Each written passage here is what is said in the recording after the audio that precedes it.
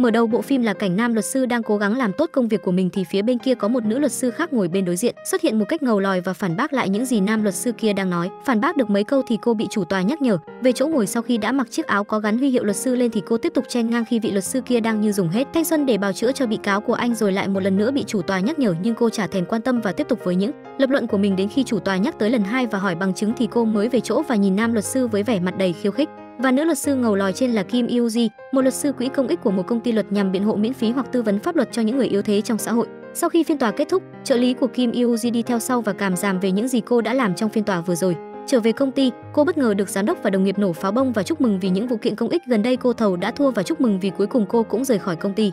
Tiếp đó, cô được giám đốc kéo tới một nơi sang trọng và cho gặp nghị sĩ Yoon Joo-han, nghị sĩ Đảng Quốc dân, người sẽ mời họ bữa ăn hôm nay. Trong bữa ăn, nghị sĩ Yoon có đưa ra một lời mời khéo cho Kim Eui về việc sẽ về bên phía ông ta làm việc, nhưng cớ vẻ vì ăn ngoan quá nên cô không để tâm tới câu nói đó, và khi hai người hỏi cô có dự định gì sắp tới thì cô đã nói là muốn mở quán cà phê. Thì ra trước đó cô đã đi xem và tìm thuê một nơi có thể ở và mở chiếc quán cà phê của mình. Khi đi xem nhà, phản ứng của bà cô môi giới khá lạ lùng với hàng loạt biểu cảm của mình, nhưng có vẻ Kim Eui không để ý tới mà chỉ quan tâm tới nơi sau này sẽ là quán của mình mà thôi. Một nơi vừa đến để thư giãn uống cà phê và còn có thể tư vấn về luật. Bạn có thấy được tiềm năng của quán trong đó không? Riêng mình thì mình thấy đây là một ý tưởng khá tuyệt đấy chứ. Còn nếu vẫn chưa biết thì hãy theo chân mình đi tìm hiểu tiếp bộ phim này nhé. Kim Eui tham gia đám cưới của hai người bạn thân trong nhóm 4 người của cô. Giới thiệu qua thì hai người là cô dâu và chú rể là Sejeon và Jinki, là người mà đã cùng Eui lớn lên trong cùng khu phố. Trong buổi hôn lễ của hai người thì Eui cũng lên góp một bài phát biểu đầy sức mướt của bản thân. Trong lúc Eui gửi lời yêu thương đến cho cô dâu và chú rể thì có một anh đẹp trai nào đó đứng ở cuối hôn lễ và lặng lẽ quan sát. Eui có vẻ cũng để ý tới anh chàng này và nhận thấy anh ta giống một người bạn, một trong những người bạn thơ ấu của cô. Eui cố đuổi theo và gọi anh chàng đó lại nhưng không được. Chuyển cảnh có một anh trai đang nằm ngâm mình trên sân thượng cùng bồn tắm của mấy đứa trẻ con. Đang nằm chill cùng chú chó của mình thì có một bà cô nào đó gọi xuống ăn. Và chàng trai ấy là Kim Jung Ho, hiện đang ở không và viết tiểu thuyết, nhưng anh ta lại sở hữu cho mình 2 căn nhà để cho thuê. Jung Ho ở cùng với 2 bà thím và một vị bác sĩ. Họ thường tổ chức một buổi họp hội với chủ hội là Jung Ho, hội có tên là Hội Ngân Hà. Trong buổi họp hội, mọi người có nhắc tới một người sắp chuyển vào ở cùng với họ là một cô gái vô cùng xinh đẹp. Cùng lúc ấy thì Kim Eui đang phải tất bật đi lau dọn quán và lại đột nhiên nghe thấy âm thanh lạ khiến cô hoang mang. Lúc cô bước ra thì chạm mặt anh bác sĩ. Trong mắt anh tôi nghĩ anh nhìn chị không khác gì thiên thần. Một vị thần sim xuất hiện và đến Kim Jung Ho chạm mặt, và phản ứng của anh và Eui đều là bất ngờ. Sau đó hai người kéo nhau tới chỗ bất động sản và anh không muốn cho Eui thuê chỗ của anh, và rồi hai người lại bắt đầu đấu khẩu với nhau bằng luật làm bà bất động sản đứng hình luôn, phải tôi thôi cũng không khác bà. Sau đó Eui theo anh về tới tận nhà và trách móc sao anh lại bỏ việc. Jung Ho cũng hỏi lại và muốn khai thông cho cô là nếu mở tiệm cà phê ở đây thì chỉ có thất bại mà thôi, khuyên cô nên đi tìm chỗ khác, nhưng không lay chuyển được Eui, còn bị cô hỏi vặn lại rằng không muốn cho thuê có phải vì trước kia đã từng hẹn hò không, và cô nhất quyết muốn thuê chỗ này. Ngược về quá khứ một chút xíu nha, Jung Ho nằm trên ghế đọc một tràng về chuyện để cho Eui diễn lại. Sau đó Jung Ho không muốn đọc nữa rồi Eui lại xoa đầu Jung Ho và hai người nhìn nhau cười. Cô thắc mắc không biết sau này Jung Ho sẽ làm nghề gì khi mà anh có một bộ não hơn người. Chuyển cảnh khi hai người đã lên đại học và Kim Eui mệt mỏi với việc lúc nào cũng phải nghe mọi người đồn đoán rằng hai người đang hẹn hò, nên cô đã yêu cầu hai người hẹn hò và Jung Ho đã đồng ý. Trong suốt khoảng thời gian đó hai người đi đâu cũng có nhau, rồi bỗng một hôm không biết vì lý do gì mà Jung Ho đã nói lời chia tay. Về tới nhà, Eui đã tâm sự với Sejeon về việc của Jung Ho và cô ngày hôm nay. Phía bên Jung Ho cũng đang gọi cho Jinki và rủ anh chơi game, nhưng anh bận đi phục vụ cho cô bé nhỏ của anh. Anh này cuti vãi luôn á. Ngay ngày hôm sau, Eui đã gửi một giấy bằng chứng về nội dung cho Jung Ho, cho thấy rõ sự quyết tâm của cô muốn thuê nơi này cho bằng được. Sau đó cô đã đi gặp những người làm tại công ty nơi xảy ra vụ việc mà cô đang vẫn đứng làm luật sư bào chữa cho bên bị hại, mong muốn họ có thể đứng ra làm chứng để có thể đòi lại được công bằng cho người đã khuất và lấy lại sự bình đẳng cho các công nhận làm tại đó. Khi gặp những người ở công trường, cô lại ghé qua công ty và gặp giám đốc. Giám đốc cũng thắc mắc tại sao cô lại chọn mở quán cà phê để tư vấn luật mà không phải ngồi trong văn phòng đàng hoàng. Lại quay về quá khứ một chút, trên TV đang đưa tin một vị tai nạn ở nhà kho nơi bố cô đang làm việc. Khi cô chạy tới nơi thì bố cô đã không còn nữa. Khi ra đến tòa thì không hiểu lý do vì sao một người trước giờ không uống bất kỳ giọt rượu nào như bố cô lại bị nhân chứng nói là ông đã uống rượu và gây ra tai nạn thương tâm đó. Trở về với hiện tại, Jung Ho đang ngồi xem lại bản bằng chứng mà Eui đã gửi cho anh lúc sáng và quyết định đối đầu với cô thì ngay giây sau cô xông vào nhà anh và đi nhờ WC. Vẻ mặt Jung Ho lúc này là 3 phần bất lực 7 phần như 3 phần. Giải quyết xong vấn đề, cô muốn chơi với Jung Ho trò nói thật nhưng bị đuổi ra khỏi nhà thẳng thừng. Lúc đi về cô phát hiện ra để quên thứ gì đó nhưng lại quyết định không quay lại nữa và đi về. Ngày hôm sau, lúc Jung Ho đang làm việc thì Eui gọi tới và nói để quên tài liệu liên quan tới vụ án mà cô sẽ bào chữa hôm nay và muốn Jung Ho cầm tới cho cô. Anh tức tốc cầm tới chỗ làm cho cô và được hai người đồng nghiệp nhận ra anh. Lúc cầm tới nơi thì anh đã biết mình bị chơi cho một vố vì căn bản cô không cần đến nó, nhưng cô mong muốn anh ngồi lại tham dự buổi tọa và anh đã ở lại. Buổi tọa kết thúc, cô cố thuyết phục anh về việc thuê trọ và anh đã đồng ý với rất nhiều điều kiện. Về đến nhà, anh đã bắt tay vào việc viết ra những điều kiện khi cô thuê ở đây và cầm tới phòng bất động sản. Sau khi đọc mấy điều khoản nó làm cô phát điên và tức giận. Thì ra Dung Ho phải làm tới mức đó và tránh né Yuji là do anh đã thích cô từ lâu. Dung Ho là học sinh chuyển trường vừa chuyển đến, cậu đã có thành tích xuất sắc đứng đầu khối, vì thế nên đã thu hút được mấy bạn trong lớp lại tới hỏi chuyện, trong đó có cả Yuji. Và từ đó anh Yuji và hai người kia chính thức thành bạn bè, đi đâu cùng có nhau. Khi được hỏi làm thế nào mà anh có thể chịu được khi mà đơn phương trong suốt 17 năm thì anh nói chỉ cần không gặp nhau là được, nhưng anh lúc nào cũng tưởng tượng ra Yuji mọi lúc mọi nơi. Như thường lệ anh lại tưởng tượng ra cô ấy, nhưng khác ở chỗ lần này khi đang tưởng tượng thì anh lại gặp Yuji thật thay vì Yuji ảo ảnh. Thay vì một Yuji dịu dàng ca nói được thì bây giờ anh đối mặt với một Yuji đánh đá, sắc sảo. Xuống dưới, Yuji đang tuyển nhân viên cho quán của mình thì Dung Ho đi xuống và muốn nói về chuyện các điều khoản và tiện tay xem sơ yếu lý lịch của cậu nhân viên đang có ý định ứng tuyển kia, và thắc mắc cậu ấy có chắc chắn muốn làm tại nơi không ra gù như này không. Sau khi nghe xong thì Yuji đã hét vào mặt anh và nói nhận cậu ấy. Tiếp đó Dung Ho lại có một bài ca về việc nếu muốn mở quán cà phê thì Yuji phải am hiểu về các loại cà phê, các loại hạt. Đang nói thì anh ngửi thấy mùi cà phê thơm và một anh đẹp trai đang đứng pha chế với 1000 câu hỏi dành cho anh ấy. Thì ra anh ấy học việc trong tù, anh có một mối quan hệ khá sâu sắc với Yuji. Nghe tin anh ấy vừa ra tù, Dung Ho ngay lập tức gọi Yuji ra một chỗ để nói chuyện. Họ lại bắt đầu cãi nhau bằng luật. Sau một lúc thì Yuji đã không bình tĩnh, cô đã hét vào mặt của Dung Ho khiến anh và mọi người đều ngỡ ngàng và trở nên ngoan như cún. Chuyển cảnh buổi tối trời mưa khá to, Yuji đang ở trong quán để mắc thêm rèm lên cửa thì lại nghe thấy tiếng động kỳ lạ không biết phát ra từ đâu, khiến cô hoang mang và nhớ lại lời của bà môi giới nói rằng trước đây chủ cũ đã từng nhìn thấy ma nên mới bỏ đi. Điều này càng khiến cô trở nên hoang mang và hoảng sợ hơn. Cô chạy thẳng đến chỗ bệnh viện để hỏi xem âm thanh đó phát ra từ đâu, nhưng không ai biết cả. Sau đó cô trở về quán định tắt điện đi về thì có một người không rõ là ai cầm một chiếc búa đi vào với một gương mặt đầy bí hiểm khiến cô phải hét lên. Dung Ho lúc đó đang ở trên gác và nghe tiếng cô hét lên ngay lập tức chạy xuống và lao vào người kia. Lúc hai người đang vật lộn với nhau, Yuji nhìn kỹ lại thì ra người đàn ông đó là người trong bệnh viện lúc cô lên hỏi về thứ âm thanh kia. Thì ra ông ấy đến vì muốn được cô tư vấn, nhưng nếu tôi là Yuji tôi cũng sẽ rất hoảng sợ vì thấy bộ dạng ấy. Ông ấy muốn nói về vụ những tiếng ồn. Theo ông, những tiếng ồn ấy chính là kẻ sát nhân giết người từ từ. Ông ấy đã không ngủ được trong suốt 3 ngày liền. Nhưng trong lúc đó Dung Ho có vẻ là bị thương khá nghiêm trọng, vì thế Yuji đã bảo ông ấy đi về và hẹn mai bàn bạc thêm. Yuji dìu Dung Ho lên phòng. Thì ra nếu anh ăn bánh gạo sẽ bị chướng bụng, cho nên Yuji muốn lấy thuốc cho Dung Ho, nhưng khi mở ngăn tủ ra thì có vẻ như Dung Ho đang giấu thứ gì đó mà không muốn cho Yuji biết. Ngày hôm sau cô đã mang thuốc và cháo do cô tự nấu đến cho Dung Ho, nhưng có vẻ cô nấu quá ngon nên Dung Ho đã không thể ăn hết được. Quán cà phê của Yuji cũng tới ngày khai trương. Bên ngoài quán mấy bà thím trong hội ngân hà đang bàn về chuyện của anh bác sĩ và Yuji. Hai người muốn làm mối cho họ. Đang nói thì anh bác sĩ đi vào quán của cà phê, nhìn mặt Dung Ho có vẻ hoảng hốt lắm.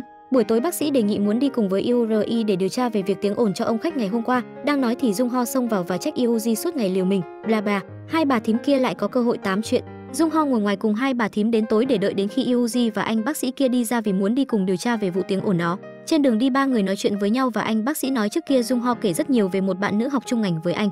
Và anh bác sĩ cùng với Dung Ho thì ra là hai anh em họ. Sau khi đến nhà vị khách kia, theo như quan sát thì thấy Nata đã vật lộn rất khổ cực với tiếng ồn đó. Cùng với máy cảm biến âm thanh của Yuji thì âm thanh trong phòng của ông ấy to hơn mức bình thường. Yuji có đề xuất một số biện pháp cho vị khác nhưng ông ấy đều đã từng thử qua và không có tác dụng. Lúc đi về Dung Ho có nói những lập luận của anh ấy chi Yuji và tâm trạng Yuji lúc nghe xong có vẻ không được tốt lắm. Sau đó Dung Ho có nói chuyện riêng với anh bác sĩ về việc không được tiếp cận Yuji. Hôm sau khi Yuji đang ngồi suy nghĩ lại lời của Dung Ho nói ngày hôm qua thì vô tình nghe được cuộc nói chuyện của ba bà thím sống ở cùng tòa chung cư của vị khách kia. Sau đó họ dẫn Yuji tới nơi Phát ở và cho một số manh mối.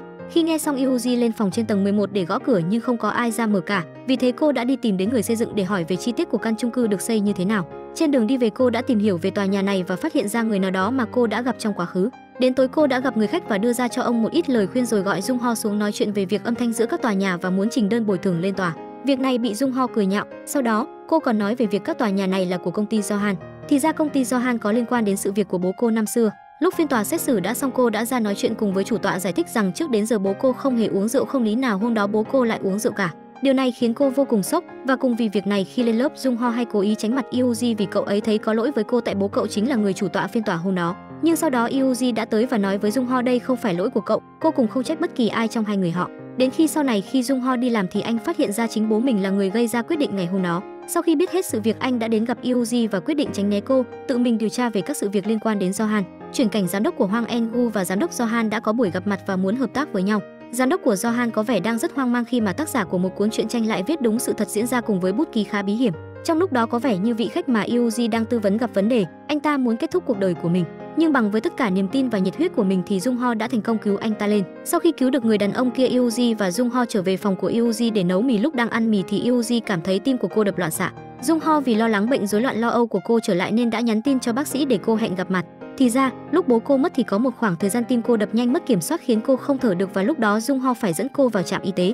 Nhưng khi tới nơi thì cô lại bình thường lại. Ngày hôm sau Yuji đã đi tới chỗ anh bác sĩ, rồi về lại quan. Trong khi ngồi làm việc ở quán, cô thấy nhân viên của mình đang ngồi phiêu theo nhạc của Twice. Cô lân la tới hỏi thì được biết chàng trai mới lọt hố của Twice khi xem MV của họ. Đang nói chuyện thì Jungho bước vào, khác với mọi lần này Jungho trong mắt của Yuji có vẻ như đã ở một vị trí khác. Tim của cô lại bắt đầu đập nhanh, cô nhớ tới những biện pháp mà bác sĩ đã nhắc cô khi gặp tim cô lại đập nhanh như thế và toàn là hình bóng của Jungho. Cô tới bệnh viện để gặp vị khách trước kia, sau một hồi nói chuyện thì cuối cùng ông quyết định muốn khởi kiện, nhưng trước hết ông phải xin lỗi vợ con của ông. Về đến quán, cô đã chuẩn bị một đống tài liệu và đưa cho Jungho, nói cô muốn khởi kiện công ty Johan. Sau khi nghe xong anh cảm thấy bất lực vì trước kia anh đã nói cô phải âm thầm. Nhưng cô nói trước kia cô cũng định như thế, nhưng sau khi nghe Jungho nói với ông khách kia thì cô đã suy nghĩ lại và muốn cùng nhau đưa vụ án này lên tòa án tối cao. Bên phía công ty Hwang En-gu thì vẫn đang phải đau đầu đi tìm tác giả của bộ truyện tranh viết lại đúng các sự việc các vụ thầu đã xảy ra của Johan. Phía bên nhà phát hành cũng gọi cho Johan và muốn anh kết thúc bộ truyện, viết những bộ truyện như trước kia. Sáng hôm sau, vừa tỉnh dậy ra ban công như thường ngày thì anh bất ngờ khi có nhiều người kéo tới quán và lại mở một đống các điều luật của anh ra nhưng vô tác dụng. Thì ra Yuji mở một buổi thuyết phục mọi người về việc kiện cáo tòa nhà trong lúc xây có vấn đề. Thuyết phục được gần hết mọi người thì Jungho anh đã lên tiếng và phá tan mọi công sức của cô từ nãy tới giờ. Chắc chắn là sau đó Jungho cũng bị trách móc cho một trận rồi. Anh khuyên cô không nên làm như thế vì nếu có thắng kiện thì tiền thiệt hại cũng không được bao nhiêu, không xứng cho những tháng ngày mà họ phải rón rén đi trong chính ngôi nhà của mình.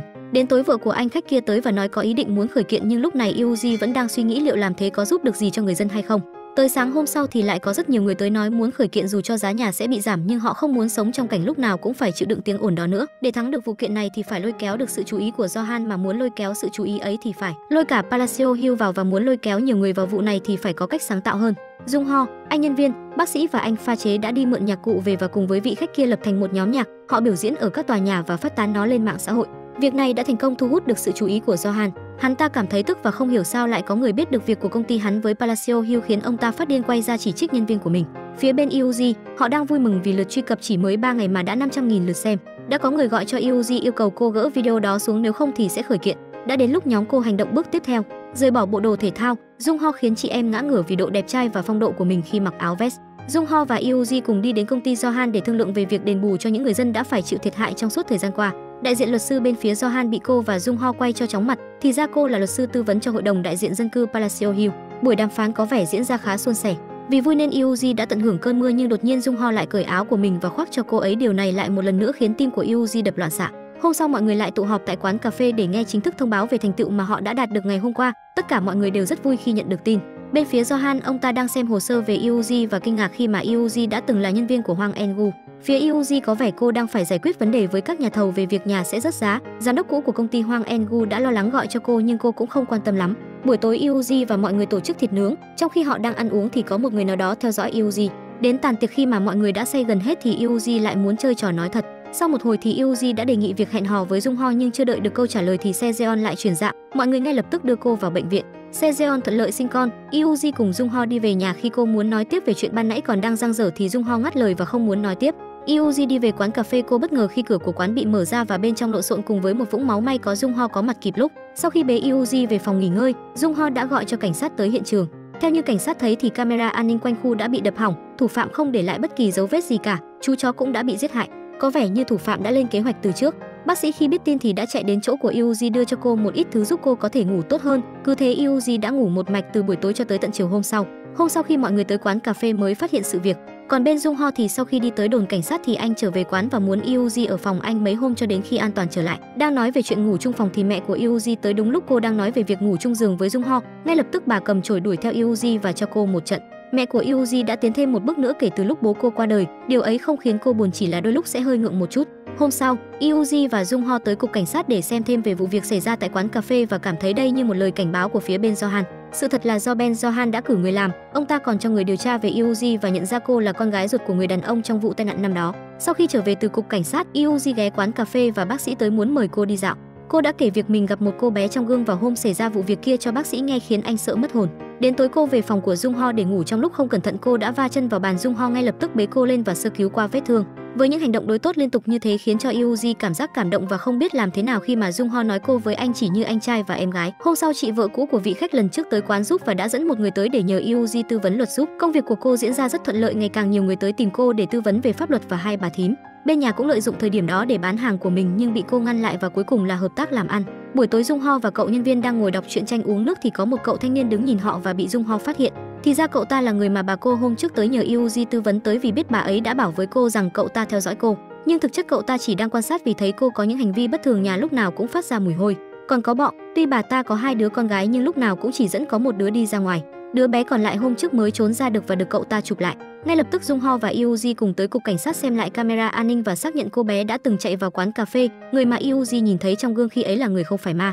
Ngay lập tức cảnh sát đã tới nhà của bà cô kia để lục soát thì phát hiện cô bé đã bỏ đi 2 ngày rồi chưa về. Khi cảnh sát liên lạc cho bố của cô bé tới đón thì bà mẹ nổi điên lên cầm dao nhắm vào Yuji vì nghĩ cô là người muốn cùng cha đứa bé bắt con bà ta đi, nhưng may mắn là Jung Ho đã đỡ kịp thời và bị rạch một vết ở ngay tay. Sau đó Jung Ho đã liên lạc với một người bạn của anh để tìm kiếm bé gái mất tích kia.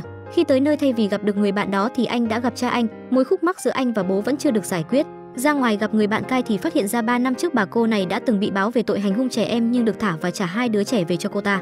Về quán, đứa trẻ thứ 2 của bà cô đó muốn nói chuyện với Yuji. Cô bé nói chị cô bé có lẽ đi tìm người bác nào đó mà trước kia đã từng nuôi cô. Nếu sống cùng họ 2 đứa bé sẽ không phải chịu ngược đãi nữa. Nghe tới đây Yuji cũng phát hiện ra người lấy đi ví tiền của mình là cô bé mất tích. Ngay lập tức cô cùng Jung Ho và cảnh sát lên đường tìm cô bé nhưng tìm đến tối muộn vẫn không có kết quả. Tìm không được cô bé nên Yuji và Jung Ho quyết định trở về quán. Khi về thì thấy cô bé đang lục tủ lạnh để tìm đồ ăn. Khi phát hiện ra Yuji, cô bé hoảng sợ định chạy vào chỗ cầu thang thì được Yuji gọi lại và hứa sẽ tìm thấy người bác của cô và mang cả người em không phải quay về căn nhà đáng sợ đó nữa. Sau khi tìm hiểu và liên lạc cho người ủy thác cũng chính là người bác của cô bé thì cuối cùng cô bé cũng được đoàn tụ với bác của mình và không phải quay trở về căn nhà đáng sợ kia thêm một lần nào nữa. Tình cảm của Jung Ho và Yuji dường như cũng tiến thêm một bước khi mà cô chủ động hôn anh và anh cũng đáp lại. Sau nụ hôn của Yuji, Jung Ho lại có vấn đề về chiếc cổ của anh ấy, vì thế nên anh đã đi đến chỗ bệnh viện để châm cứu. Nhưng không ngờ tới là Yuji cũng đi theo anh đến nơi và bày tỏ nỗi lòng của cô là cô thích anh rất nhiều. Nhưng với anh lời nói thích anh cô nói quá dễ dàng, nụ hôn khi đó đối với Jung Ho mà nói thì chính là phạm pháp. Tiếp đó Yuji đi tới chỗ làm việc của một bà để hỏi bà ta tại sao lại để con mình như thế, nhưng nói không được mấy câu thì 2 người xảy ra xô xát. Ngay lúc đó anh nhân viên tại quán cà phê đã phải gọi cho Jung Ho tới. Đứng bên ngoài xem có một cha phóng viên, cha đó quay lại toàn bộ sự việc Yuji và người đàn bà đó đánh nhau. Lúc đi về người phóng viên đó muốn hỏi Yuji vài điều nhưng đã bị cô từ chối.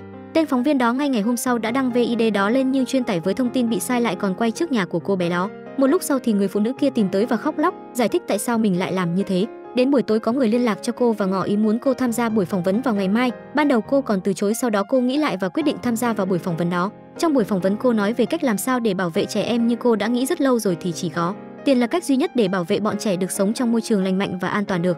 Ngày hôm sau cô tiếp đón một vị khác là một bà cô trung tuổi. Bà bị kiện nhưng đơn của bà đang được đình chỉ khiếu nại. Bà đi làm ô xin cho một nhà giàu, ông ta có ý đồ xấu với bà. Đến khi ông ta định cưỡng hôn bà thì bà đã không chịu đựng được và phản kháng lại. Jung Ho đang ngâm mình trong bể bơi mini của mình thì bị Yuji lên và nhờ đi lấy đơn khiếu nại cho cô. Cô muốn giúp bà ấy rửa sạch tội. Jung Ho đi tới tối mới về lại để quên tập tài liệu ở đó vì anh nhầm với tập mà bạn anh đưa cho. Nhưng anh hứa chịu trách nhiệm với việc mình làm vì anh đã nhớ hết các chi tiết trong bản báo cáo đó. Tối anh ngồi viết hết lại cho cô những gì trong bản báo cáo đã ghi. Sáng hôm sau Yuji, Jung Ho và cô kia lên tòa hành chính để đệ đơn khiếu nại. Sau đó Yuji và Jung Ho đến gặp ông lão kia. Ông ta vẫn rất mạnh miệng nói thích ai thì việc hôn người đó chỉ là thể hiện tình cảm, nghe khắm không chịu được.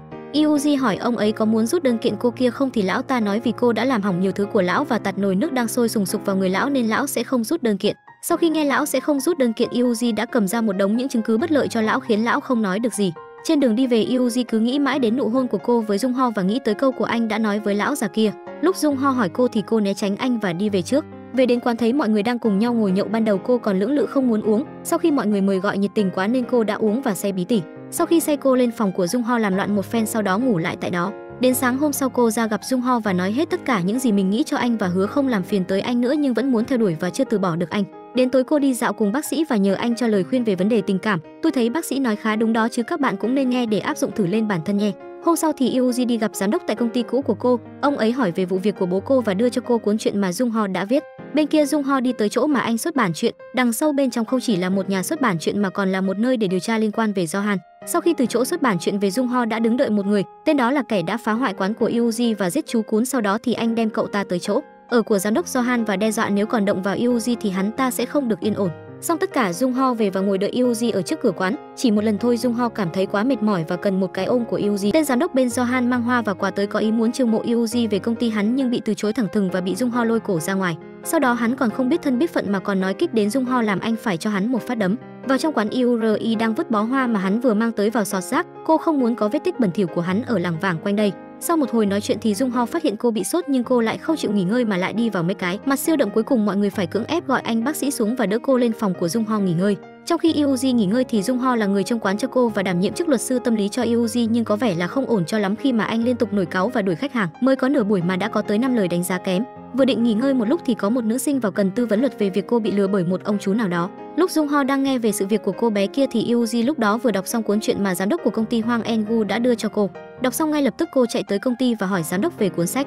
Bên phía giám đốc Johan, thám tử của hắn đã chụp được hình ảnh của Jung Ho và người xuất bản kia và tìm ra mối quan hệ của anh và cậu ta. Ông cũng đã ngầm đoán được tác giả của bộ truyện đó là ai.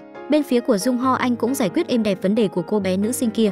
Nhưng trên đường trở về anh gặp một nhóm nam sinh đang túm lại để bắt nạt một bạn học khác, cách nói chuyện hỗn xược không coi ai ra gì, coi trời bằng vung. Sau khi đọc nội dung trong cuốn truyện, Yuji đã về nhà và lấy cuốn ghi chép lại vụ án của bố cô năm xưa đối chiếu và cô đã đi gặp lại quản lý tại đó. Người đó cho biết vụ cháy năm xưa đa phần là do mọi người không thể thoát ra được do cửa bị chặn chứ không phải do bố cô gây nên. Sau khi biết tất cả cô đã vô cùng đau lòng vì ngay cả bản thân cô cũng không tin bố của mình.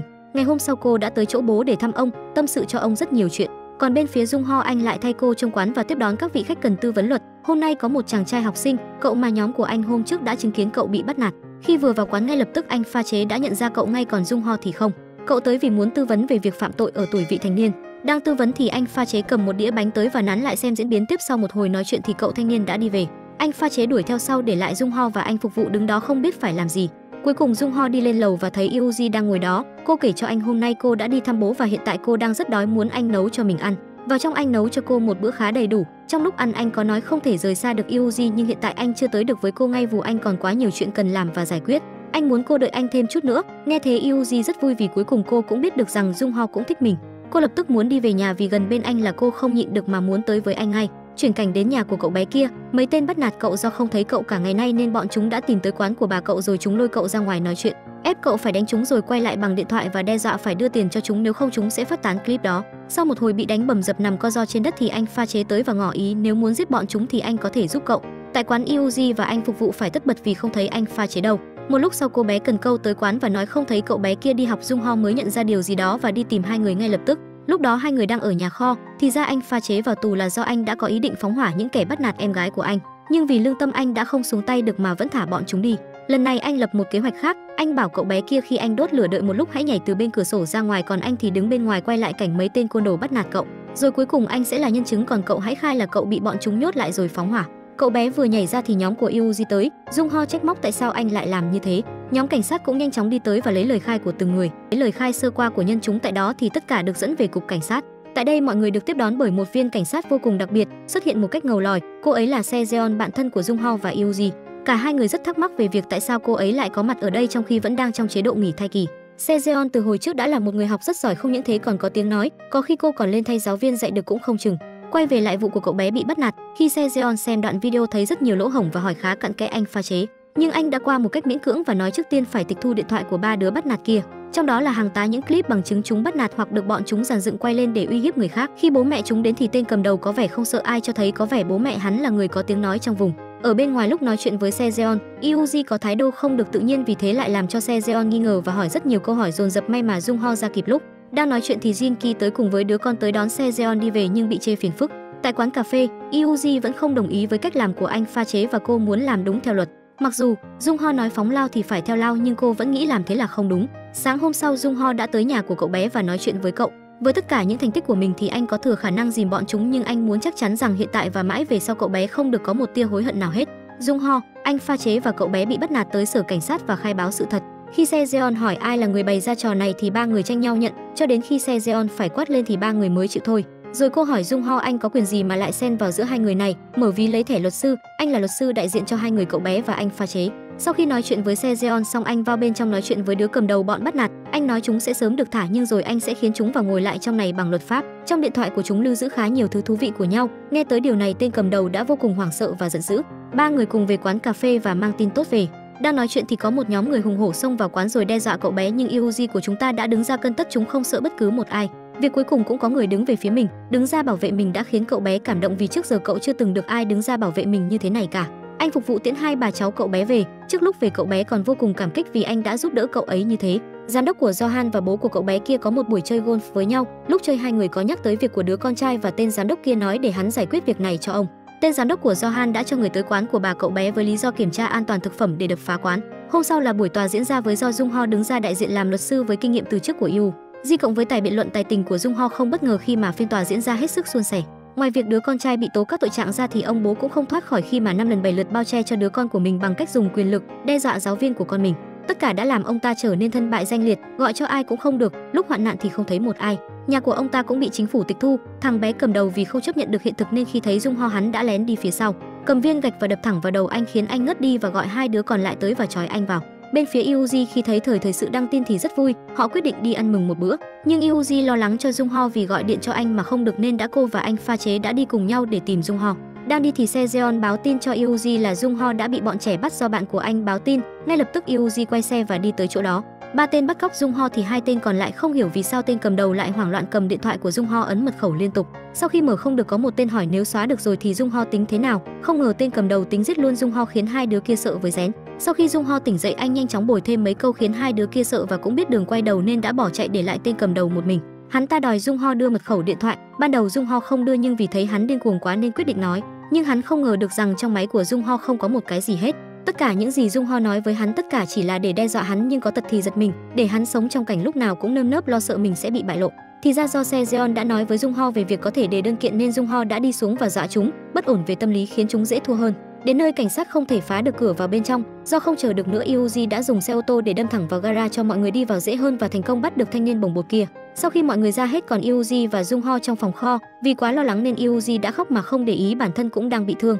Jung Ho nhìn Yuji thật lâu mà cô khóc và đánh mình, cuối cùng anh không nhịn được mà hôn cô. Ban đầu Yuji còn chê, bày đặt đẩy anh ra nhưng sau hai người lao vào hôn nhau gây vãi. Sau khi hai người đứng hôn nhau, một nụ hôn dài như giải ngân hà thì cuối cùng người thức tỉnh đầu tiên là Jung Ho. Anh tỉnh lại và bỏ chạy ngay lúc đó. Yuji đến tìm anh nhưng anh đã tránh mặt cô trong suốt nhiều ngày liền. Đột nhiên bác sĩ muốn ngỏ ý cùng cô và mọi người trong tiệm cà phê đi tình nguyện và muốn cô rủ cả Jung Ho, nhưng thực sự lúc này đến gặp cô còn không gặp được nói chi đến rủ anh đi. Jung Ho đi đến gặp một bà chị công tố, chị ấy và anh có một mục tiêu là tìm ra chứng cứ của công tố trưởng nhằm phơi bày hết tất cả sự thật về những gì liên quan đến tập đoàn Johan. Sau khi gặp chị ấy thì anh đã đi thẳng về gặp mẹ của mình, nói cho mẹ hãy chuẩn bị tâm lý sẵn vì không muộn nữa bà sẽ có lẽ phải chịu cú sốc. Bố có thể sẽ bị giáng chức, bà ấy cũng có thể sẽ bị triệu tập. Trở về sau khi gặp mẹ thì Jung Ho gặp anh phục vụ trên đường, anh đã nói về việc sẽ đi tình nguyện cho Jung Ho mà không biết là anh ấy chưa biết gì cả. Nghe được tin Jung Ho chạy lên nói chuyện với anh trai của mình ngay và hỏi anh ấy vẫn có ý đồ với Yuji.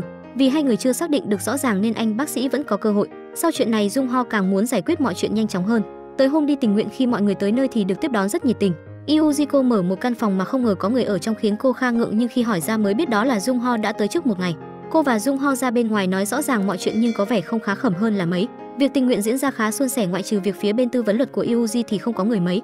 Cà phê thì mọi người chuộng uống loại cà phê ngọt hơn, đa phần người dưới quê là như thế, họ không thích cà phê quá mạnh. Còn bên trong Jung Ho có vẻ đông khách hơn vì biết những trò chơi của những người dưới nông thôn hơn, cách truyền tải của anh dễ đi vào những người ở dưới quê hơn. Không vì không có người mà nản, Yuji vẫn chăm chỉ chủ động đi tư vấn về luật cho bà con dưới quê. Bên phía Jung Ho đón một vị khách tư vấn về vấn đề đất đai và Yuji cũng thế. Thì ra hai bà tưởng như hình với bóng với nhau nhưng vì một số vấn đề gì đó mà bây giờ đến nhìn mặt nhau cũng khó khăn. Buổi tối Yuji đến chỗ của bà chặn đường cổng không cho người kia đi thì biết rằng thì ra bà kia là người thay đổi thái độ với bà, vậy nên bà mới làm như thế. Ngày hôm sau hai người quyết định ra hòa giải với sự chứng kiến của gần như toàn bộ người dân tại đây. Yuji và Jung Ho bào chữa cho thân chủ của mình hết sức chân thật như đang nói về trường hợp của chính bản thân họ vậy, nhưng cũng vì thế mà hai người kia đã hòa giải được tình bạn hơn 30 năm vẫn được tiếp tục. Trưởng làng cũng biết ý ông lui đi để cho Yuji và Jung Ho tiếp tục với câu chuyện của mình, nhưng đến cuối cùng họ lại chẳng nói với nhau câu nào. Buổi tối Yuji và Jung Ho đến nhà của một bà trong phiên tòa sáng để dùng bữa. Trong lúc dùng bữa bà nghĩ Yuji và Jung Ho là hai vợ chồng nên đã hỏi chuyện con cái. Sau đó bà quên còn món cua ngâm tương nên đã đi lấy ra cho hai người ăn. Trong lúc bà đi lấy đồ thì Yuji thấy trên bàn bà để món bánh gạo ngải cứu, món mà là nguyên nhân dẫn tới hai bà cãi nhau. Yuji ăn thử và cảm thấy nó siêu ngon, không giống bánh gạo thông thường. Cùng lúc đó Jung Ho nói sau bữa ăn anh muốn nói chuyện với Yuji nhưng cô lại muốn ngày hôm sau nói. Ăn xong hai người chuẩn bị đi về thì Jung Ho nói muốn nói rõ ràng chuyện của hai người và không muốn lẩn trốn nữa. Thế nhưng lúc này Yuji bắt đầu có những hành động rất lạ, nhảy múa cười và nói linh tinh. Đến khi gặng hỏi mãi bà kia mới nói trong bánh ngải cứu mà Yuji ăn lúc nãy có cần sa. Bà ăn vì nó khiến bà hết đau toàn thân, khiến bà quên đi được cơn nhức mỏi của mình mà không ngờ Yuji lại ăn nó. Thì ra con trai bà buôn bán và tàng trữ cần sa trái hợp pháp. Khi lên đến đồn người lo cho bà chỉ có bà còn lại, còn người con trai của bà thì chỉ lo cãi với bên cảnh sát về tội trạng của mình. Trong lúc bà bị nhốt trong ngục bà cũng tâm sự với Jung Ho về việc có việc gì thì phải nói luôn, đợi đến lúc không kịp mới nói thì quá muộn màng.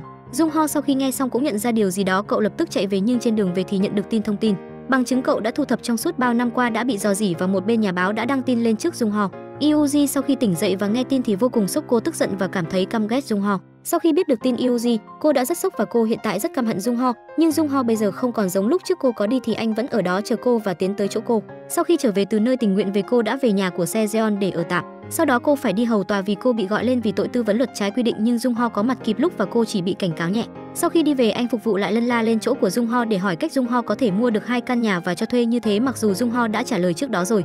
Phía bên dưới quán cà phê, hai bà thím tới tìm Yuji để nhờ cô giúp về vụ hai người cầm tiền đi đầu tư và cuối cùng thua lỗ hết tất cả, mà số tiền ấy là tiền quỹ hội ngân hà có của Jung Ho và của anh bác sĩ. Cô đi tìm gặp bà làm tóc người mà đã lừa tiền của hai bà thím kia để nói chuyện. Không hiểu bằng thế lực nào đó mà Yuji đã quyết định đi xem bói cùng với anh phục vụ theo như những gì mà thầy bói đó phán đoán, thì nói khá giống tình huống mà Yuji đang gặp phải, cho nên cô cũng tin phần nào. Bình thường cô là người không tin vào bói toán, nhưng lần này cô đã chọn tin bói toán. Jung Ho bị chủ tịch của Johan gọi tới để nói chuyện. Trong khi đó, giám đốc của Johan, con trai ruột của chủ tịch, lại không hề xem trọng anh ta. Điều này khiến anh ta vô cùng tuyệt vọng và trở nên phát điên. Theo tôi thấy thì những gì con người này cần chỉ là sự chú ý của bố ruột, nhưng anh lại không hề có được nó. Anh đã tới gặp Yuji, anh cảm thấy khi mà bản thân tuyệt vọng được nhìn thấy cô khiến anh cảm thấy thoải mái và dễ chịu hơn, nhưng những hành động ông ta làm chỉ chứng minh ông ta là kẻ điên không hơn không kém. May mắn Jung Ho về kịp và lôi ông ta ra ngoài đánh cho một trận, chứng kiến cảnh hai người xô sát nhau. Yuji lại nhớ tới lời của ông thầy bói nói có 2 người giành cô. Cảnh sát tới lôi ông kia đi, còn cô đi vào trong quán ngồi. Jung Ho nhìn cô đi vào quán cũng đi vào theo, nhưng cô lại ra sức xua đuổi anh. Anh đã níu cô lại và bày tỏ hết nỗi lòng của mình cho cô. Yuji cố gắng kìm chế và khi đi ra ngoài cổng cô đã bật khóc. Cô lại một lần nữa tìm đến ông thầy bói và ông khuyên cô nếu muốn đến với nhau thì phải vượt qua mọi khó khăn mà ông trời tạo ra. Bà thím làm ở tiệm tóc đến quán của Yuji và nói lệnh niêm phong đã được tháo và làm náo loạn ở đó một trận. Lúc này mọi người bị kéo hết lên phòng cảnh sát và mới biết được rằng ông thầy bói thực chất là lừa đảo. Ông đã lừa biết bao nhiêu con người và bao nhiêu tiền của người dân. Hắn ta còn mang cho mình 10 tiền án trên hồ sơ. Jung Ho, Yuji và mọi người quyết định trả thù hắn ta. Mọi người cải trang trà trộn vào sòng bài với âm mưu lừa tiền hắn ta, nhưng lừa đang thuận lợi thì cuối cùng hắn cũng phát hiện ra Jung Ho ăn gian và gọi người cầm búa tới. Sau đó cuối cùng mọi người cũng phải lộ diện. Yuji vì muốn đỡ dao cho Jung Ho mà đã lao lên, nhưng anh bác sĩ thấy thế cũng lao lên. Cuối cùng người chịu nhát dao đó là anh bác sĩ. Mọi chuyện êm đẹp và được giải quyết khi Sejeon tới. Bên ngoài mọi người đang chúc mừng vì đã bắt được hắn thì Jung Ho có người gọi tới, chính là giám đốc của Johan. Anh ta nói chính bố của Jung Ho là người đã giao chứng cứ cho anh và hy sinh sự nghiệp của mình. Khi Jung Ho biết được chuyện, anh đã tới tìm bố mình và hỏi lý do tại sao ông làm thế, thì ông chỉ nói là tội lỗi của ông sẽ được đền tội. Trong lúc đó Yuri ở nhà đợi Jung Ho về nhà, nhưng thấy muộn mà anh vẫn chưa về nên cô đã quyết định gọi điện, nhưng lại phát hiện ra anh ở ngay phía bên kia đường. Hai người qua đường thì có một chiếc xe lao tới. Chiếc xe lao với vận tốc lớn đâm thẳng về phía của Yuji, nhưng may mắn là cô không bị việc gì quá nghiêm trọng. Bên phía của Jung Ho thì anh đang làm loạn ở sở cảnh sát vì không tìm ra người đã đâm Yuji, chỉ biết hắn ta đã uống rất nhiều và đã say. Sau khi bị Sejeon dẫn ra và khiển trách thì anh hừng hực đi tìm giám đốc của Johan và muốn đánh anh ta một trận ra trò, nhưng khác với những lần trước, lần này hắn ta đã kêu thuộc hạ đánh trả và nói mục tiêu của hắn không phải Yuji mà chính là anh. Yuji sau khi tỉnh lại thì bị thương không quá nghiêm trọng, cô chỉ bị đứt dây chằng ở tay cho nên phải bó bột cả hai tay. Trong khi cô nằm viện thì có nhiều người lui tới thăm cô tạo trò vui cho cô, nhưng Yuji chỉ chờ đúng một người, đó là Jung Ho, nhưng lúc đó anh đang mải đi tìm thủ phạm. Đến tối Yuji ra bên ngoài và nhớ lại những gì Jung Ho đã nói. Cô tính ra ngoài trời mưa, nhưng thật may ngay lúc đó Jung Ho đã xuất hiện và kéo cô trở vào trong. Và trong lúc ngồi với mẹ của Yuji, anh đã quỳ xuống và xin lỗi bà ấy vì đã không thể bảo vệ tốt cho Yuji. Nhưng bà lại nói Yuji rất mạnh mẽ, bà tự hào vì đã truyền được cho cô 2 thứ mà bà trân quý nhất, đó là tỏ sáng và sức mạnh. Đến ngày Yuji được xuất viện, Jung Ho một mực muốn cô ở lại phòng anh để anh tiện chăm sóc, tiện xuống quán cà phê và tiện để anh bảo vệ cô hơn. Nhưng cô không muốn như thế. Hai người như chó với mèo suốt dọc đường đi về đến nhà tiếp tục cãi nhau mà không để ý mẹ của Jung Ho đã ngồi ở đó từ lâu. Đến khi bà lên tiếng họ mới để ý sự hiện diện của bà, và bà đã bỏ nhà đi bụi vì cãi nhau với chồng của mình. Mẹ của Jung Ho lên phòng anh và tâm sự một số chuyện của hai người với nhau. Còn Jung Ho sau khi mà Yuji xuất viện thì chăm sóc cô một cách thái quá, làm cho người bên ngoài nhìn vào cũng cảm thấy mệt mỏi dùm. Về đến nhà Yuji, anh có ý định muốn giúp cô gội đầu nhưng cô không muốn. Tưởng chừng như cô đã tha thứ cho anh rồi, nhưng không, cô vẫn ghét anh vì anh đã lừa dối cô tận 17 năm. Cho dù cô có bị tên giám đốc Johan kia giết thì cô cũng không cần anh. Sau khi nghe xong, Jung Ho chỉ có thể ra về, nhưng trước khi đi anh đã gọi cho Sejeon tới ở cùng với Yuji vì anh không yên tâm để cô một mình, và đó là một nước đi hoàn toàn sáng suốt. Chuyển cảnh qua bên phòng bệnh của chủ tịch Johan. Tên giám đốc kia vào thăm bệnh cha mình nhưng lại mang theo cả lời đe dọa, chỉ với một yêu cầu là nếu ông coi hắn như một thằng con trai thì hắn sẽ suy xét lại việc hắn sắp làm. Nhưng cho dù có mất hết thì ông cũng không muốn nhận con quái vật kia làm con mình. Hôm sau ông đã tới gặp Jung Ho và nói chuyện với anh. Lúc ra về thì gặp mẹ của Jung Ho. Bà ấy đã rất hoang mang khi nhìn thấy ông tới, bà đuổi ông về ngay và bảo Jung Ho đi lên phòng. Sau khi ông về thì bà chạy vào bên trong nhà và cảm giác ông tới đây là vì bà và đấy là lỗi của bà. Hôm sau có một bà thím đến tìm Yuji muốn cô tư vấn về việc lấy tài sản vì bà ấy đã bỏ rất nhiều công sức vào công ty của bố cô. Lúc cô tới tư vấn anh chị em khi biết tin kéo nhau tới quán cà phê làm loạn và nói cô nên biết thân biết phận. Khi mẹ cô ốm một mình, bà là người chăm sóc, đến ngày mẹ mất thì mấy người anh em của bà chỉ đến để thể hiện ra bề ngoài là rất tốt. Khi công ty lâm vào tình cảnh khó khăn, bà đã phải bỏ học đại học để giúp bố. Vậy mà những công sức bà bỏ ra lại không được một phần tài sản nào. Vì thế nên Yuji quyết định sẽ giúp bà đòi lại những gì xứng đáng thuộc về bản thân. Đến tối mọi người lại họp nhau uống rượu, sau khi đưa mẹ lên phòng thì Jung Ho đưa Yuji lên phòng mà không ngờ cô khiêu khích anh và không ngoại lệ. Sáng hôm sau khi thức dậy cô lại hối hận. Sau khi dậy Yuji nghe thấy tiếng của mẹ mình và Jung Ho trong phòng bếp. Lúc mẹ cô chuẩn bị để đồ ăn vào trong tủ thì bị Jung Ho ngăn lại nhưng bà không nghe và vẫn mở ra. Phát hiện bên trong là toàn đồ ăn ôi thiêu, không bất ngờ khi Yuji lại bị mắng cho một trận. Sau đó hai người ngồi ăn sáng với nhau và mẹ cô đã nói cho cô hiểu và không chấp niệm về việc oán giận với cả thế giới về vấn đề của bố cô nữa. Bà cô nhờ Yuji đứng ra làm luật sư giành lại tài sản cho mình, bà ấy cũng đang gặp vấn đề. Bố cô đang trong cơn nguy kịch nhưng ngay lúc đó cô lại không thể liên lạc đọc cho anh em trong nhà. Vì bất lực không biết phải làm sao, cô chỉ đành gọi điện cho Yuji. Yuji ngay lập tức tới nơi. Thì ra anh em trong nhà của bà cô kia còn đang bận dỡ hết tất cả đồ đạc của bố. Lúc em gọi tới thì coi như không biết gì và tắt điện thoại. Chứng kiến cảnh người bố của bà cô qua đời làm Yuji nhớ về bố mình và hạ quyết tâm cuối cùng cũng phải đi gặp người đó. Người đó ở đây chính là bố của Jung Ho. Cô đã nói cho ông biết việc ông không muốn sự tha thứ đến từ bất kỳ ai, nhưng Jung Ho đang là người giúp ông nhận lại nó. Cậu ấy đang nỗ lực từng ngày. Trở về cô gặp Jung Ho, nói với cậu ấy rằng cô đã tha thứ cho cậu ấy và muốn cậu ấy đồng hành cùng mình trên chặng đường sắp tới. Để cho mọi người không còn bị áp bức và chịu khổ nữa thì cách duy nhất đó chính là làm chủ Johan. Jung Ho và Yuji quyết định sẽ quyết tâm lấy lại tập đoàn nhưng phải có sự giúp sức của mẹ Jung Ho vì bà có số cổ phần mà người mẹ của bà đã để lại, cộng thêm việc đi thu mua thêm cổ phần từ các bên khác. Jung Ho đã đưa mẹ anh tới cuộc họp cổ đông của Johan với vai trò người thừa kế cổ phần đấu với giám đốc của Johan. Việc này đã thành công khiến hắn ta phát điên. Trước khi về, Yuji còn không quên dọa hắn một phen để hắn biết và cũng cho đã cái nư của Yuji sau. Khi ủi xe lại chỗ hắn rồi nói xin lỗi một cách siêu ngầu thì cuối cùng chị cũng chịu trở về. Buổi tối mọi người có tổ chức một buổi tiệc ăn mừng. Mẹ Jung Ho vì say nên đã được đưa về trước, còn Yuji ở lại được hai người bạn của mình tư vấn cho về việc yêu là phải nói cũng như đói là phải ăn chứ không nên giữ trong lòng. Jung Ho và Yuji cùng nhau đi về. Trên đường về cô hỏi anh đã bắt đầu thích cô từ khi nào và khi nhận được câu trả lời thì cô lại không nói gì cả. Hôm sau người bạn xuất bản truyện tranh của Jung Ho đã chuyển đồ vào cùng tòa nhà của anh và Yuji.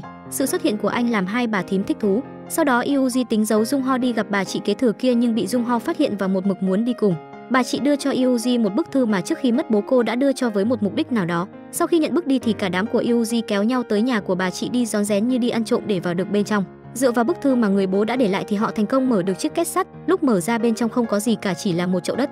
Bên trong chậu đất là lời tâm sự đau buồn của người bố đã để lại cho bà chị kia. Sau khi về quán, Yuji không ngừng nghĩ tới những lời tâm sự đó của ông bố và đột nhiên Jung Ho vào và tặng cô một bông hoa. Điều này làm cho Yuji như nghĩ ra gì đó và cô nhận thấy trong lời tâm sự trong bức thư ấy của người bố có điều gì đó đặc biệt, vì thế cô đã chở mọi người đến một mảnh đất bỏ hoang. Thì ra đây là mảnh đất mà ông bố muốn để lại cho bà chị, một mảnh đất ngát hương hoa như chứa đựng tất cả tình thương và sự dịu dàng của ông dành cho cô con gái của mình. Không những thế, ông còn để lại cho bà chị một vali toàn thỏi vàng khiến bà chị vô cùng bất ngờ và cảm động. Trong lúc đó mọi người cũng tìm thấy đoạn ghi âm của người bố, phần tài sản ít ỏi còn lại sẽ được chia đều cho các người ảnh của cô gái. Dù không cam tâm nhưng không thể làm gì được nên những người đó buộc phải chấp nhận. Mọi chuyện sau khi đã giải quyết xong, bà chị đã tới để cảm ơn Yuji với một món quà là con cóc được làm bằng vàng vô cùng giá trị. Sau khi đưa mẹ về nhà thì Jung Ho nhận được tin đã tìm được người đâm Yuji. Hắn ta là một người từng phạm tội, có tiền án giết người và vô cùng nguy hiểm.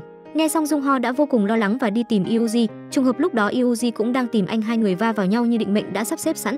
Cô hỏi anh về tình cảm mà anh đã dành cho cô trong suốt quãng thời gian qua. Nghe xong những lời bày tỏ của Jung Ho, cô không kìm chế được mà chủ động hôn anh. Cả hai dìu dắt nhau về nhà bằng nụ hôn say đắm. Cả hai hôn nhau đắm đuối. Yuji gấp gáp bắt Jung Ho cởi ảo nhanh một chút. Cô đã phải chờ đợi giây phút này quá lâu rồi. Đang chuẩn bị nhập cuộc thì vợ chồng Sejeon tới nhà khiến cả hai vội vàng chỉnh lại quần áo xộc xệch rồi đi ra mở cửa. Nhìn thấy bộ dạng đó của hai người, Sejeon cũng phần nào hiểu ra được chuyện gì đang diễn ra rồi. Khi Jung Ho muốn thừa nhận việc hai người hẹn hò thì Yuji lại cố ý muốn né tránh. Sau khi tiễn hai vợ chồng Sejeon về thì Yuji nói với Jung Ho rằng tạm thời họ sẽ hẹn hò trong bí mật, đừng để ai phát hiện chuyện này. Dù không biết tại sao phải giấu giếm nhưng Jung Ho cũng đành miễn cưỡng chấp nhận chuyện giữ kín bí mật này. Hôm sau cả bọn cùng nhau ăn cơm. Yuji và Jung Ho liên tục giải cơm chó với những hành động chim chuột tình tứ chăm sóc cho nhau khiến mọi người xung quanh ngứa mắt, ăn miếng cơm cũng không ngon. Nhìn vào là biết họ đang hẹn hò với nhau. Cùng lúc đó Jung Ho phát hiện ra kẻ đâm xe Yuji hôm trước đã bị sát hại. Anh nghi ngờ mọi chuyện do tên giám đốc Johan làm ra khiến anh càng thêm cảnh giác và bảo vệ Yuji hơn. Nhưng việc bảo vệ thái quá lại khiến Yuri khó chịu, dẫn đến việc cả hai lại xảy ra mâu thuẫn và lại cãi nhau. Đến tối Jung Ho đưa Yuji về nhà. Trước khi đi anh nói tối nay anh phải ở cạnh Woo Jin, anh ấy đang không được ổn cho lắm. Nhưng không hiểu bằng cách thần kỳ nào đó mà Jung Ho đã không đi, rồi cả hai tiếp tục giải con chó trước khi tạm biệt nhau. Nhưng cô phát hiện ra có kẻ đột nhập vào nhà của mình, ngay lập tức đã gọi cho Sejeon tới để điều tra nhưng lại không tìm thấy bất cứ thứ gì trong nhà cả. Cuối cùng do không yên tâm về anh bác sĩ nhưng lại không muốn Yuji phải một mình, Jung Ho quyết định dựng lều tại nhà của Yuji và mang anh bác sĩ vào đó ở cùng. Sau khi dọn đồ vào xong thì anh bác sĩ cũng kể lý do vì sao khiến anh cảm thấy bất an như thế.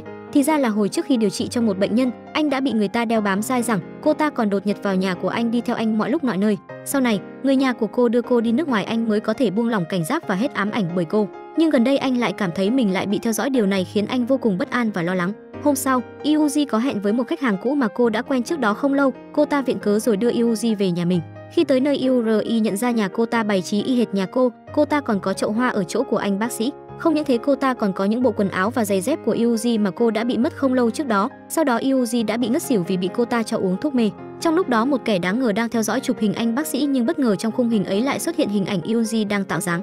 Thì ra anh ta được người phụ nữ thuê để rình rập anh bác sĩ và bị Jung Ho phát hiện. Hắn ta còn nói người phụ nữ ấy cùng yêu cầu anh ta theo dõi Yuji và hôm nay là ngày hai người sẽ gặp mặt nhau. Khi Yuji tỉnh dậy trong phòng cô ta phát hiện có rất nhiều hình ảnh của bác sĩ. Thì ra cô ta chính là người bám đuôi bác sĩ. Cô ta muốn bản thân trở nên giống Yuji để có được tình yêu của anh bác sĩ. Lúc này Jung Ho và mọi người đã tới địa chỉ của cô ta cứu Yuji nhưng tên giám đốc Johan lại đến trước một bước. Sau đó hắn đưa Yuji đến đồn cảnh sát để trình báo. Sau đó hai con người đang lén lút hẹn hò thì trở về nhà riêng hôn nhau trên chiếc giường nhỏ xinh kia và đốt cháy giai đoạn cùng nhau bắt con dân phải ăn cơm chó hàng tập. Sau một đêm cuồng nhiệt, Jung Ho tỉnh dậy lại ôm cổ Yuji nhưng anh bất ngờ khi Yuji lại đang ngồi soạn một bản hiệp ước quan hệ lành mạnh. Anh không nghĩ ra cô bị máu nghề nghiệp tới mức cạn lời như thế này. Nhưng chúng ta đang chứng kiến một người sim cho nên kể cả khi cô có làm việc điên rồ đến thể hay hơn nữa thì trong mắt Jung Ho đó vẫn là điểm cuốn hút của Yuji đối với anh mà thôi. Hai người họ chăm chỉ phát cơm chó mỗi ngày không biết mệt khiến mọi người cảm thấy ngứa mắt đến phát điên. Giải cơm chó năng suất từ quán cà phê tới bữa cơm trưa mọi người cũng nuốt không nổi với Jung Ho và Yuji. Đến cái mức mà những con cẩu độc thân trong khu còn phải viết đơn tố cáo yêu cầu hai người tém lợi. Khi hai người đang chill trên ban công thì có một cô bé tới tìm Yuji và nói dạo này mẹ cô bé bị ốm nặng cùng với rất nhiều các biểu hiện. Đêm mẹ cô bé thường xuyên trốn vào phòng để khóc một mình. Anh pha chế cũng như Slash anh đã từng bắt gặp mẹ cô bé khóc trên đường một mình nên cô bé rất lo lắng. Mà mẹ của cô bé cũng là người mà anh pha chế để ý nhiều hơn những người bình thường khác nên anh rất lo lắng cho cô. Sau đó Yuji đã hẹn gặp cho mẹ cô bé và hỏi chuyện thì cô mới nói ra tất cả mọi chuyện mà cô đã phải chịu đựng trong suốt quãng thời gian qua. Thì ra cô là thư ký cho một nghị sĩ. Ông ta nhiều lần có hành vi quấy rối cô nhưng vì công việc nên cô vẫn cố gắng chịu đựng để lo cho con gái. Trong một lần do hắn quá đáng quá nên cô đã lỡ tay làm hắn bị đau, hắn ta ngay lập tức hành hung cô trước mặt mọi người mà không có một ai đứng ra lên tiếng để bảo vệ cô. Điều này làm cô rất ám ảnh và sợ hãi. Jung Ho điều tra những người có quen biết cha nghị sĩ đó và Jung Ho mong Yuji không dính dáng gì tới vụ này vì đây toàn là những cái tên lớn mà Yuji chỉ là một luật sư nhỏ bé không thể đảm bảo an toàn cho cô. Hôm sau Yuji bảo mẹ cô bé hãy đến gặp tên nghị sĩ kia nhưng cô phải ghi âm lại toàn bộ cuộc trò chuyện của hai người. Ban đầu mẹ cô bé có vẻ sợ nhưng cô đã gạt bỏ nó qua một bên để đến gặp hắn. Yuji đưa cho cô một chiếc bút ghi âm và định vị.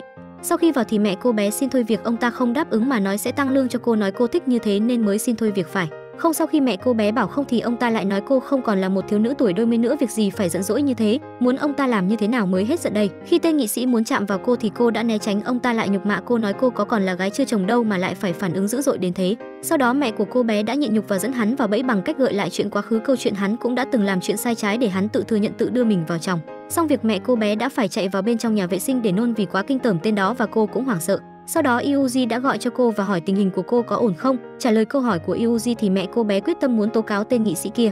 Tiếp đó Yuji đã đi tìm đến giám đốc cũ của cô, giám đốc của Hwang En-gu. Cô nói cô đã tìm được một số điều thú vị về ông, đó chính là lương tâm của ông cuối cùng vẫn rất tốt. Sau đó cô đánh một cú golf siêu đẹp khiến giám đốc bất ngờ và chính cô cũng bất ngờ theo. Tiếp đó cô hỏi ông về nghị sĩ Choi kia, ông khá bất ngờ trước câu hỏi và ngó NAGNG ngó dọc xem có ai nghe được không và nhắc tên của một số đối tượng liên quan đến hắn ta. Bên phía Jung Ho anh cũng đi thu thập thông tin về những tên đó và biết được những tội danh trước kia mà những tên này phạm phải đều bị xóa bỏ. Yuji vẫn tiếp tục hỏi giám đốc Hwang En-gu và cô khuyên ông nên chọn phe rõ ràng đi, đừng như thế này nữa. Bên phía bọn nghị sĩ và hai tên nữa cùng tên giám đốc của Johan hẹn nhau để ăn nhậu và nói về việc của tên nghị sĩ Choi bị kiện. Hắn nói mẹ của cô bé dám vu khống cho hắn trong khi hắn đối tốt với cô rất nhiều để cô thoải mái ở nơi làm việc, thưởng lương các kiểu cho cô. Tên giám đốc của Johan lại nói nếu ông chơi bời với những cô gái hắn đã giới thiệu thì bây giờ đâu có cảnh như này. Còn hai tên nghị sĩ kia thì chỉ nghĩ rằng mẹ cô bé và Yuji sẽ không làm gì được vì họ chỉ là những người không có quyền lực và tiếng nói, rồi sau này họ sẽ phải hối hận thôi. Jung Ho có việc đi đâu đó mà anh lại không yên tâm nên đã nhờ anh phục vụ đến và đưa Yuji về nhà. Phục vụ hỏi hai người đã cãi nhau hay gì mà không thấy phát cơm nữa, nhưng không phải thế mà chỉ do hai người không chung được quan điểm mà thôi. Mẹ cô bé đến đưa file ghi âm mà cô ấy đã nói chuyện với tên nghị sĩ cho Yuji. Trên đường về nhà, Yuji đã bị một chiếc mô tô đuổi theo để lấy túi xách nhằm lấy lại file ghi âm. Jung Ho ngay lập tức chạy về thấy Yuji một lần nữa gặp nguy hiểm với những gì mà anh đã cảnh báo trước đó. Một lần nữa Jung Ho khuyên cô nên dừng lại, đừng cố tiếp tục đối đầu với những tên đó, nhưng Yuji lại phản đối. Cả hai cãi nhau rồi bỏ đi trong không vui. Đến ngày hôm sau khi cả hai chạm mặt nhau, khác với những ngày trước kia là họ không còn giải cơm chó nữa mà thay vào đó là cứ hễ chạm mặt nhau là họ lại gây gổ cãi nhau từ hàng rào đến quán cà phê, thậm chí đến bữa cơm trưa hai người vẫn đấu khẩu tiếp, buộc mọi người phải đưa ra bản tố cáo thứ hai, yêu cầu hai người họ bớt lớn tiếng, gây gổ qua lại làm ảnh hưởng đến mọi người xung quanh. Sau đó Yuji thuyết phục Jung Ho rằng việc học luật là để giúp đỡ tất cả mọi người nên mong anh hãy chấp nhận cho cô được thực hiện vụ án này, khiến Jung Ho đành đầu hàng. Jung Ho tới tìm bố mẹ anh để tìm kiếm sự trợ giúp của bố về vụ việc này. Mặt khác, Yuji để lấy lại được file ghi âm, cô đã tìm đến khách hàng cũ của mình. Anh ta là một bàn tay vàng trong làng bè khóa. Sau đó Yuji cùng mọi người ngồi lại bàn về mối quan hệ về những tên có liên quan. Đang bàn thì Jung Ho đi vào và giải thích thêm và cuối cùng anh nói anh sẽ giúp đỡ và đồng hành cùng cô bảo vệ những điều đúng đắn mà cô làm. Những điều này khiến Yuji cảm thấy vô cùng hạnh phúc vì có được anh người yêu tinh tế quá trời. Cả đám tiếp tục cải trang ở khách sạn lẻn vào nơi mà tên nghị sĩ đang ở để lấy lại file ghi âm. Bước đầu khá thuận lợi ở khâu lấy chìa khóa dự phòng từ chỗ nhân viên khách sạn, nhưng phòng của tên nghị sĩ lúc nào cũng có người canh khiến hai bà thím phải ra diễn sâu giả vờ ngất xỉu để cả bọn vào tìm kiếm. Cùng lúc đó Yuji, Jung Ho và mẹ của cô bé kia đã tới sự kiện của tên nghị sĩ được tổ chức ở sảnh khách sạn. Sau lời phát biểu đầy giả tạo của tên nghị sĩ, Eun Kang ở phòng điều khiển phát file ghi âm những lời khiếm nhã của hắn khiến truyền thông náo loạn. Trong khi đó bọn người Yuji lại thoải mái nâng ly chúc mừng. Giám đốc cũ của Yuji đang ngồi ăn và chill cùng clip của tên nghị sĩ kia thì tên giám đốc của Johan gọi hắn tới nơi mà tên nghị sĩ và hắn đang gặp mặt. Tên nghị sĩ có vẻ đang rất tức giận và sốt sắng vì những chuyện hắn làm bị phơi bày. Trong khi mấy tên nghị sĩ đó đang nói về những chuyện của chúng thì bỗng có một tiếng cười khinh phát ra từ vị trí đồng chí giám đốc của Hwang En-gu, làm tất cả bọn chúng đổ dồn ánh mắt vào ông nên ông phải bào chữa cho âm thanh đó. Sau buổi gặp mặt, giám đốc Hwang En-gu gọi điện cho Yuji và hỏi về việc cô đang làm gì mà khiến ông phải đau đầu như thế, nhưng bên phía Yuji đang mở tiệc ăn mừng nên cô cũng không để ý lắm mà nói lại ông vài câu rồi cô cúp điện thoại. Hôm sau Yuji đang ngồi làm việc thì nhận được điện thoại của thư ký cha. Cô ấy cần Yuji đến giúp đỡ vì con gái cô xô xát với một bạn trong lớp. Chuẩn bị đi thì Jung Ho ngăn cô lại, kêu cô ở nhà và để anh đi thay. Đến nơi thì mới biết cô bé và bạn học đánh nhau nhưng cả hai đều nói đối phương đánh mình trước. Sau đó Jung Ho ngồi xuống nói chuyện với cô bé, hỏi cô bé lý do vì sao lại đánh bạn thì mẹ của cô bé kia có những lời sỉ nhục thư ký cha. Jung Ho nghe xong thì vô cùng phẫn nộ. Anh nói trẻ con mắc tội này thì chưa phải chịu trách nhiệm nhưng người lớn thì khác và yêu cầu mẹ cô bé đến đồn cảnh sát vì những lời mà cô vừa nói phạm vào tội sỉ nhục nhân cách người khác. Chưa yên ổn được lâu thì phía nghị sĩ đã lên truyền thông phản bác lại sự việc, đổ tội cho chị kia là thư ký cha vu khống bịa đặt để hãm hại ông ta trước mặt dân chúng. Vì thế nên ông ta quyết định đâm đơn khởi kiện tố cáo thư ký và không ngoại lệ Yujiko sẽ đảm nhận làm luật sư cho thư ký cha. Cả hai cùng thu thập chứng cứ để chuẩn bị cho vụ kiện. Tại văn phòng công tố, Yuji và Jung Ho sẽ phải đối đầu với một người quen thuộc. Anh ta là công tố bên phía nghị sĩ, ngày xưa từng là người yêu cũ của Yuji và là kẻ cắm sừng cô. Thì ra trước kia Yuji từng quen hắn và cô tả hắn không khác gì một tên rác rưởi, loại rác mà không thể tái chế lại được. Trước kia cô quen hắn và bắt quả tang hắn đang tình tứ với một người nào đó trong quán karaoke. Thấy Yuji, hắn đuổi theo cô và cô đã hỏi hắn về việc cô có phải người thứ ba không. Chưa kịp trả lời thì Jung Ho từ đâu phi tới và cho hắn một cước. Quay hiện tại, tên công tố kia nhìn Yuji với gương mặt đầy cảm xúc, toi nhìn còn ghê nữa là cô ấy. Yuji kêu anh ta đừng nhìn cô với vẻ mặt ấy nữa thì anh ta lại như tự hào nói anh ta vẫn còn trong tâm trí của Yuji, còn cô coi anh ta là một vết nhơ, một quá khứ đen tối. Nhưng hắn còn thắc mắc rằng Jung Ho và cô vẫn dính lấy nhau. Cô còn biết được trước kia hai người vì chuyện của cô và hắn nên hai người đã giả vờ hẹn hò với nhau và thắc mắc cô đã kết hôn chưa nên đã bị Jung Ho mắng cho một trận. Jung Ho ngày xưa vì bảo vệ Yuji mà đã nhiều lần đánh nhau với anh ta, cả hai chẳng hề ưa nhau. Cùng lúc đó ông của Jung Ho cho người hẹn gặp anh. Ông sắp xếp cho anh một người để xem mắt, không mong muốn anh sẽ gắn bó với Yuji và đối đầu với kẻ không có tính người như tên giám đốc Johan. Nhưng Jung Ho đã lạnh lùng từ chối thẳng thừng và nói sẽ quyết định chuyện của bản thân. Sau đó Jung Ho đã đi đến cửa hàng trang sức để mua một chiếc nhẫn định sau khi xử lý xong vụ này anh sẽ cầu hôn Yuji. Anh đi đến thỉnh giáo cậu bạn thân cách cầu hôn nhưng có vẻ không khả quan là mấy. Vì thế anh đã tự lên kế hoạch cho buổi cầu hôn của mình. Để giúp đỡ thư ký cha, Yuri và anh phục vụ đã nhiều lần tìm kiếm sự giúp đỡ từ những người đồng nghiệp của thư ký cha nhưng không khả quan lắm. Nhưng điều đó không làm cho thư ký cha cảm thấy hối hận về quyết định của mình. Đến cuối cùng họ cũng đã thuyết phục được một người đồng nghiệp của thư ký cha bằng tất cả sức lực của bản thân. Anh ta cũng bị quấy rối giống cô, chịu đứng ra để làm chứng. Thư ký cha rất xúc động khi có người đứng ra làm nhân chứng cho mình. Thì ra anh ấy cũng là một nạn nhân của nghị sĩ Choi. Khi mà không có ai thì ông ta đã sàm sỡ anh đồng nghiệp bằng cách sờ mông, đùi của anh ấy. Lúc anh ấy xin nghỉ việc vì không thể chịu nổi nữa thì ông ta lại nói sẽ tăng lương cho anh ấy và còn không quên nói là có phải anh ấy muốn tăng lương nên mới làm như thế không. Sau khi nghe xong thì Yuji không kìm được mà mắng chửi tên đó là thằng chết tiệt. Mặt khác, lợi dụng công tố viên đối thủ là một người rất tham vọng nên Jung Ho đã tìm cách kích động, nói những lời làm anh ta phân tâm để nhằm mục đích anh ta lật đổ khởi tố đám người của nghị sĩ Choi để củng cố tiềm năng của anh ta có thể thăng quan tiến chức trong tương lai. Cùng lúc đó, giám đốc của Yuji đến và khuyên tên giám đốc Johan nên rút tay, không nên nhúng tay vào vụ của nghị sĩ Choi nữa vì bên phía công ty ông ta cũng chưa chắc sẽ giúp được vụ lần này. Nhưng trái ngược với sự nhiệt huyết muốn giúp và có ý tốt khuyên tên giám đốc Johan lui thì hắn ta lại không biết điều tốt đó mà quay ra chửi mắng giám đốc Hwang An-gu và muốn ông phải làm hết sức trong việc lần này. Quá tức, giám đốc Hwang An-gu đã gọi điện cho Yuji và quyết định giúp cô vì tên giám đốc Johan như một kẻ bị tâm thần vậy. Ông quyết tâm giúp đỡ Yuji tiếp cận với những kẻ có liên quan đến và chia rẽ nội bộ của hắn. Giám đốc Hwang An-gu đã dẫn Yuji và Jung Ho tới gặp một tên nghị sĩ vào buổi tối trên sân golf để nói cho ông ta biết nếu cứ nhây vào nghị sĩ Choi thì sớm muộn ông ta cũng toi mà thui. Nói xong cả đám rời đi mà không thèm để ý gì đến ông ta, mặc cho ông ta gọi lại.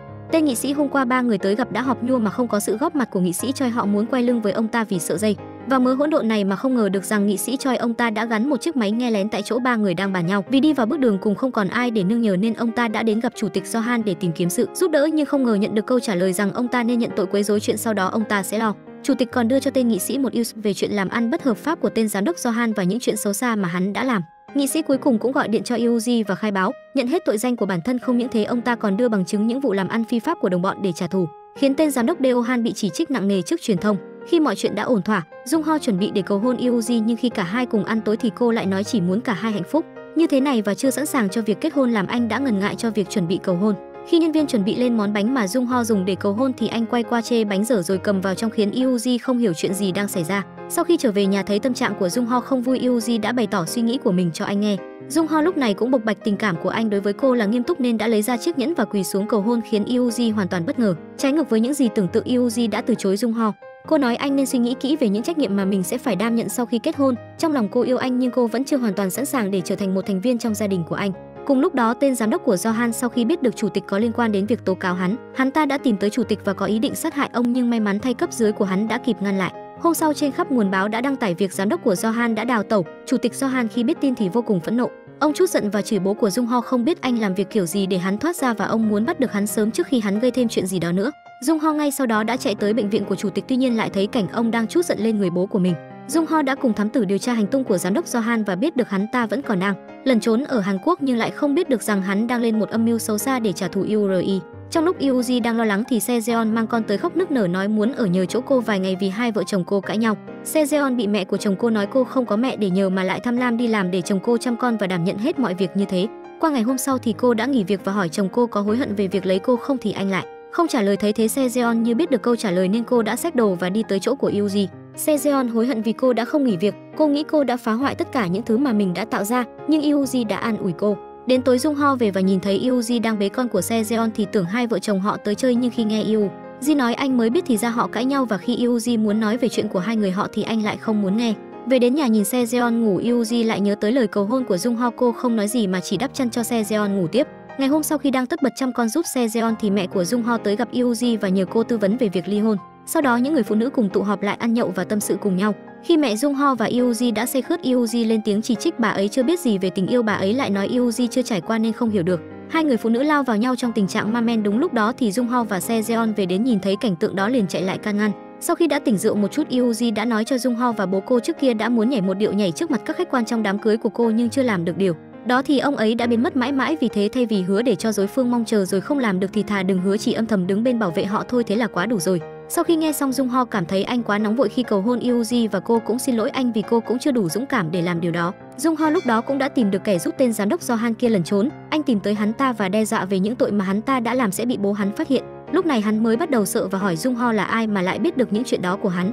May mắn cho hắn là anh cũng không quan tâm gì đến những tội danh mà hắn đã làm, anh chỉ quan tâm tới nơi mà hắn đã giúp tên giám đốc kia lẩn trốn. Sau khi biết được nơi hắn lẩn trốn thì Jung Ho và anh thám tử ngay lập tức chạy tới đó, nhưng khi tới nơi thì hắn đã trốn thoát khỏi nơi đó rồi, khiến Jung Ho vô cùng tức tối. Mặt khác, tên giám đốc Johan gọi điện cho Yuji báo với cô hắn kể lại chuyện của hắn và mẹ hắn cho cô biết. Cô không biết lý do vì sao hắn lại kể cho cô điều đó. Sau đó cô cùng Jung Ho tới tìm Sejeon để tìm nơi hắn đang ở và sẽ bắt được hắn sớm. Nhưng khi biết được nơi hắn đang ở là nơi mẹ cô sống thì họ ngay lập tức đi kiểm tra camera an ninh và biết được mẹ cô đã bị hắn bắt cóc. Sau khi biết tin, Yuji đã rất hoảng sợ nhưng may mắn cô có Jung Ho bên cạnh, anh đã an ủi cô và hứa mang mẹ cô trở về.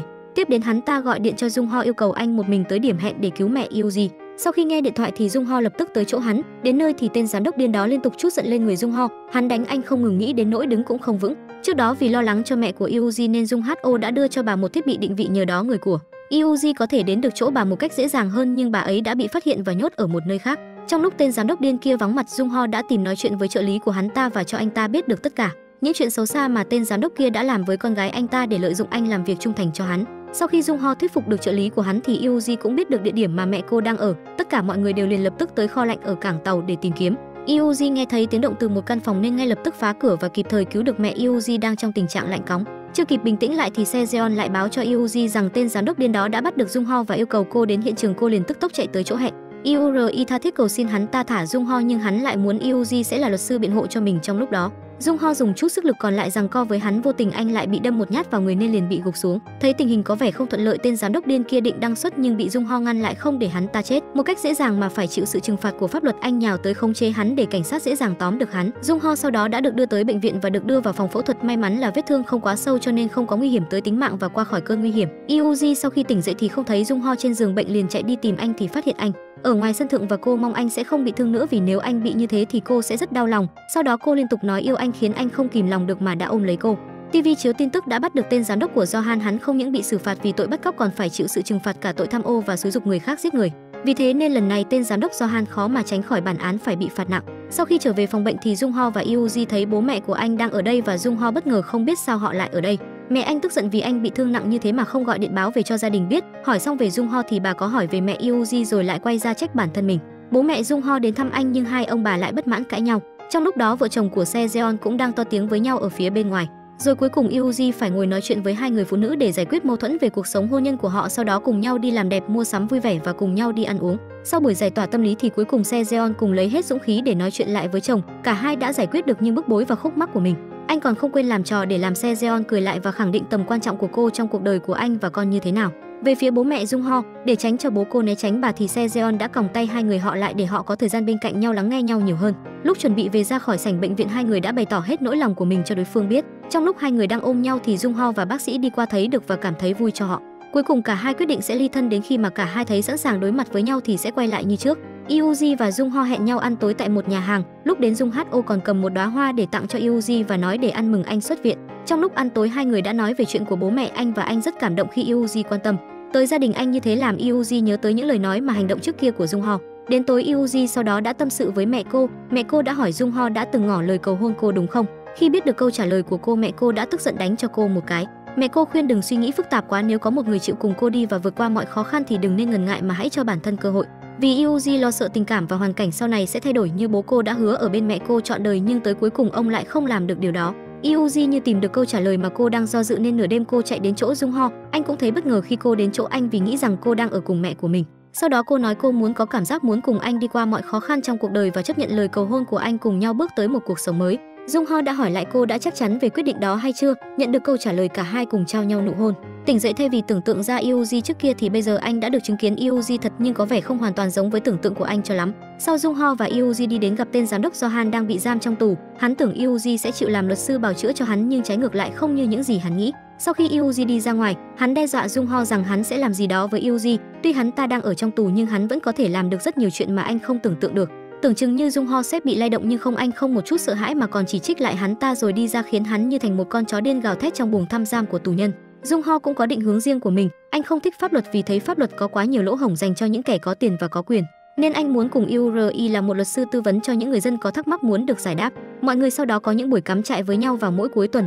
Trong buổi cắm trại, Jung Ho và anh pha chế cãi nhau về vụ đổ nước nấu mì. Cô buộc miệng nói mì của Na pha chế nấu rất ngon vì trước kia cô được anh nấu cho vào lúc buổi khuya. Nghe thế Jung Ho tức muốn nổ phôi.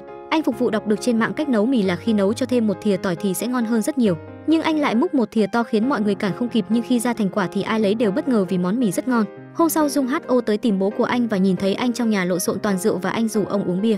Anh muốn ông tham dự vào lễ cưới của anh vào ngày mai, hưng ông lại sợ sự có mặt của mình sẽ làm mọi người khó chịu, nhưng Jung Ho đã nói với ông không phải như thế và tâm sự với ông rất nhiều chuyện. Anh phục vụ do được Yuji truyền cảm hứng nên cũng nộp hồ sơ vào các công ty công ích của khoa luật.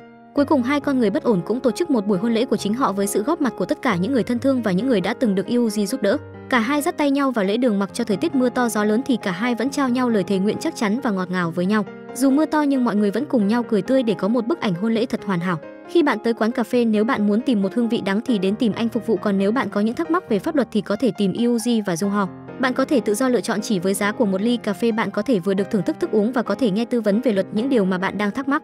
Qua bộ phim ta cũng thấy được tình yêu cũng áp dụng luật lệ vào trong đó. Nếu bạn áp dụng quá cứng nhắc, tình yêu sẽ bị dập khuôn và cứng nhắc, còn nếu bạn không tuân thủ nó thì sẽ bị sai lệch và chệch hướng kiểm soát của mình. Chỉ khác là luật lệ trong tình yêu sẽ khác luật lệ của pháp luật mà thôi. Được rồi, bộ phim đến đây là kết thúc. Các bạn bỏ ra 3 giây đăng ký kênh để ủng hộ chúng mình nha. Cảm ơn các bạn đã đón xem kênh của chúng mình. Hẹn gặp lại mọi người trong bộ phim tiếp theo. Tập hôm nay đến đây là hết mất rồi. Cảm ơn các bạn đã theo dõi. Còn giờ thì xin chào và hẹn gặp lại.